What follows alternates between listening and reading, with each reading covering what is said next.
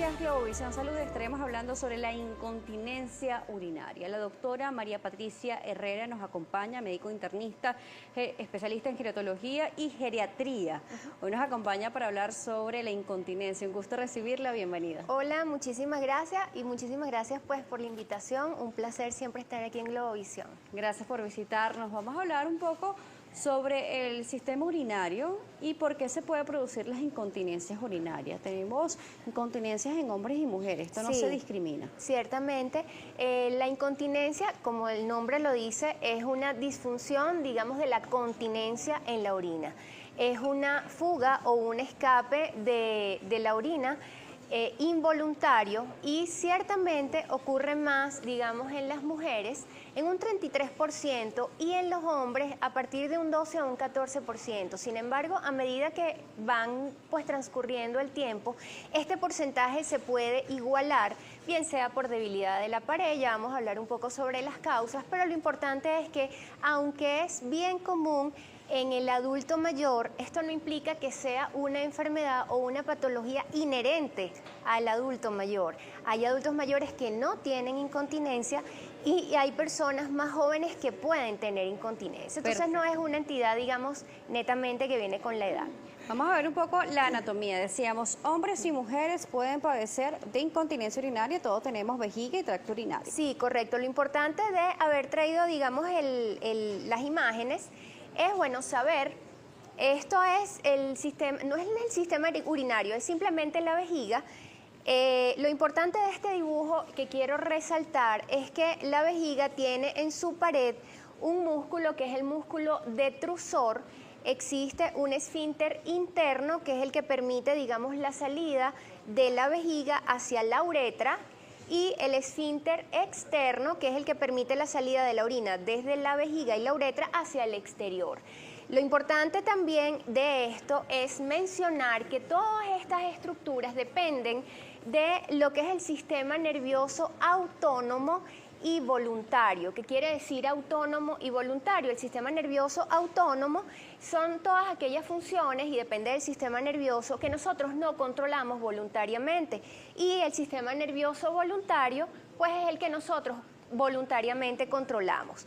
De estas estructuras del músculo detrusor y el esfínter interno es controlado por el sistema nervioso autónomo, es decir, yo voluntariamente no puedo controlar que la vejiga se llene o no se llene, al igual que la apertura o la contracción del esfínter interno. Sin embargo, voluntariamente yo puedo controlar contraer o abrir el esfínter externo. Por ejemplo, si yo en este momento tuviera ganas de orinar, pues yo puedo controlar voluntariamente la salida de la orina a través del esfínter externo, que es lo que nosotros pues normalmente realizamos cuando decidimos o no ir a orinar.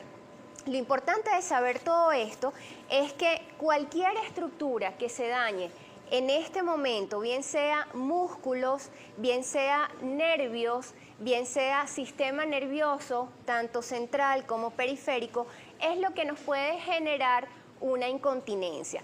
Pues las más comunes ciertamente por debilidad de la musculatura pélvica, por obstrucción, por rebosamiento, ya vamos a hablar de los tipos de incontinencia.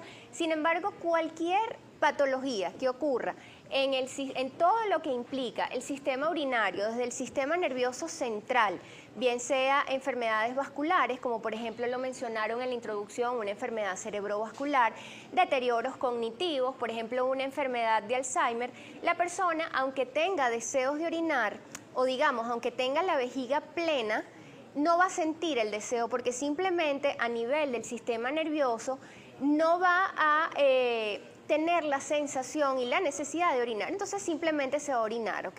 Por más terapia, por más tratamiento que se coloque a una persona con un deterioro cognitivo, pues no va a funcionar y simplemente se va a orinar.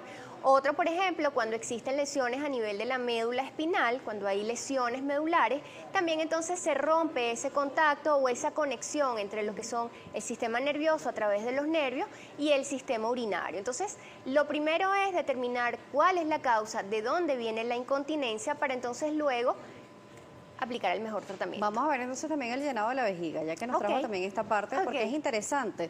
porque muchas veces sentimos de que vamos al baño, nos quedan como más ganas de orinar y además ¿vaciamos realmente completamente la vejiga cada vez que orinamos? Bueno, realmente debe vaciarse completa porque el hecho de que quede un residuo postmiccional hace que nosotros tengamos, digamos, la predisposición a tener infecciones urinarias, ¿sí? Entonces, el primer estímulo que se tiene es el llenado de la vejiga.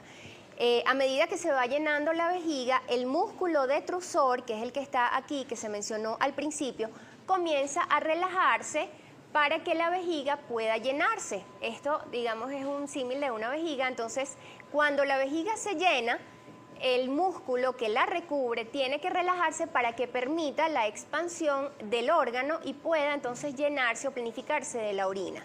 En este momento, tanto el esfínter interno, que es involuntario, como el esfínter externo, tienen que permanecer contraídos, porque si no, entonces, a medida que la vejiga se va llenando, pues entonces la orina va saliendo. Cuando nosotros llegamos a tener un volumen urinario entre 150 y 120 y 150 mililitros de orina, ya comenzamos a tener, digamos, esa asociación y ese deseo de orinar.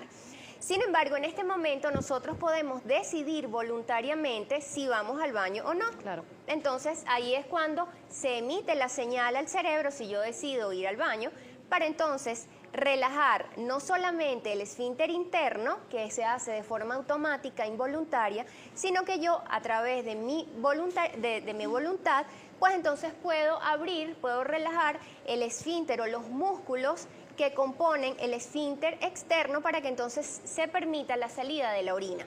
Sin embargo, si yo en este momento no realizo la micción, no voy al baño, pues entonces la orina se sigue acumulando en la vejiga.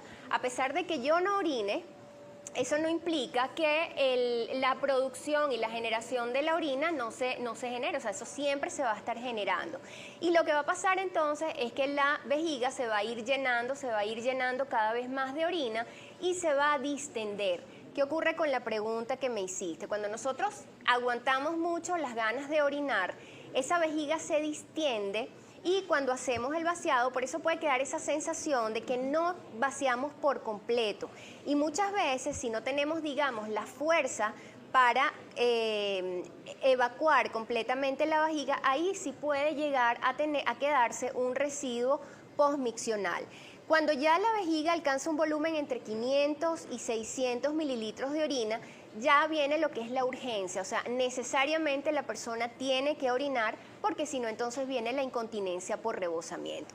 En el momento en que la persona decide orinar o que se produce la micción, tiene que existir una coordinación perfecta entre lo que es el músculo detrusor, que ya dijimos que estaba en la pared de la vejiga, y lo que es los esfínteres, tanto interno como externo.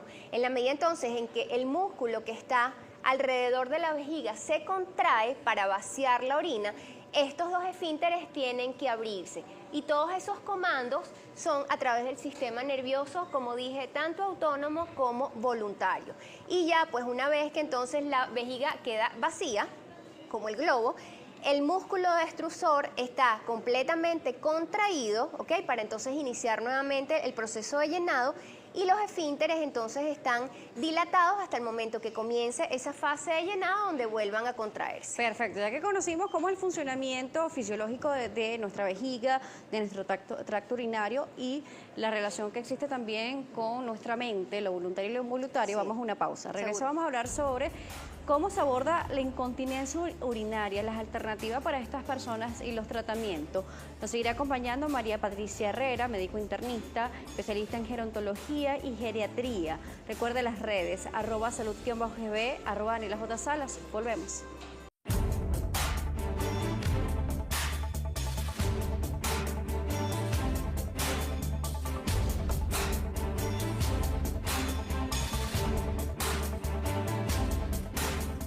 Seguimos con más de Noticias Globovisión Salud. Hoy hablando sobre incontinencia urinaria. La doctora María Patricia Herrera nos sigue acompañando, internista, especialista en gerontología y geriatría.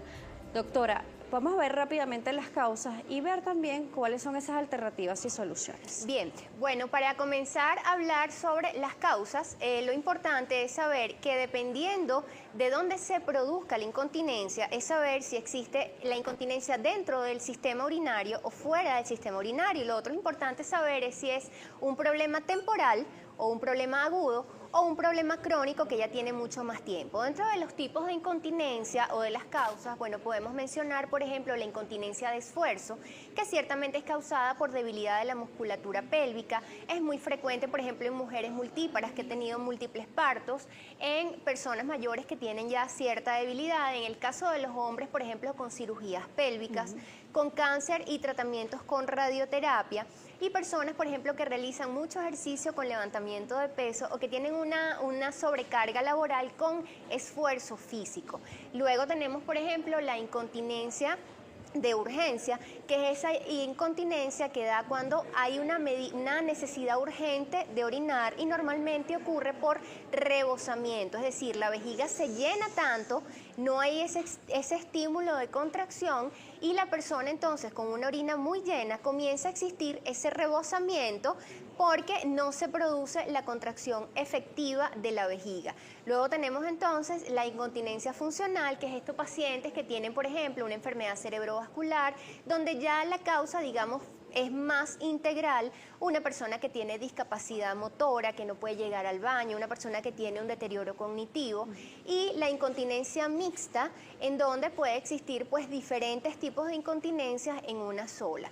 Dentro de las incontinencias agudas, que digamos que pueden ser reversibles en algunos casos, podemos, por ejemplo, las diabetes mal controladas que producen poliuria, que es esa necesidad de ir al baño frecuentemente y el aumento en la generación o en la producción de orina, el elevado consumo de café, el té negro, el alcohol, las infecciones urinarias también pueden producir esa urgencia. Mira, por acá nos escribe Nelly a través del Instagram y dice, ¿la incontinencia no tiene tratamiento? Sí tiene tratamiento y vamos a conversar ahorita sobre eso. Dependiendo de la causa, pues entonces si por ejemplo es una incontinencia de esfuerzo, pues mejorar o fortalecer la musculatura pélvica a través de ejercicios de fortalecimiento. Por ejemplo, si es una incontinencia por, digamos, una vejiga hiperactiva, pues entonces ver cuáles son los nervios para ver si puede acudir o puede realizarse neuroestimulación, es decir, estimulación eléctrica sobre esas fibras nerviosas que puedan estar lesionadas y puedan estar generando digamos, la lesión. Por ejemplo, también pueden existir inyecciones de toxina botulínica, pueden existir también lo que son los anillos uretrales y, por supuesto, las intervenciones quirúrgicas. Sin embargo, también es imperioso decir que, por ejemplo, una persona con un deterioro cognitivo, pues digamos que las soluciones son paliativas. Quiero, digamos, hacer hincapié en todos los efectos que puede generar la incontinencia, no solamente a nivel físico, sino también a nivel social, a nivel laboral y a nivel emocional y psicológico del paciente, porque el hecho de que una persona tenga escapes de algo tan básico como es sus necesidades fisiológicas, ¿no? La orina o incluso una incontinencia fecal también, puede hacer que esta persona sufra de aislamiento, pueda sufrir de depresión, se vaya como encerrando en casa porque le da pena salir, no puede trabajar, no puede socializar porque le da pena, si tiene fugas entonces puede tener olor a orina. Entonces, amén de todas las alteraciones y todos los problemas físicos, también hay que ver pues todos los problemas emocionales que esta persona puede tener. Y definitivamente algo que nos brinde la seguridad y le dé al paciente ese soporte, pues todo ayuda para mejorar la calidad de vida del paciente. Perfecto, doctora, se nos terminó el tiempo. Sí. Gracias por acompañarnos. Sé que es un tema bastante extenso. Gracias por visitarnos. Muchísimas gracias por la invitación. En pantalla están las redes sociales de Colecoy y de la doctora María Patricia Herrera. Lo tienen allí para que puedan tomar nota y están los números de contacto para que si usted tiene alguna duda los puedan contactar. Recuerde, @Globovisión, @Salud_GB, @Daniela J. Sala. Será hasta una próxima oportunidad.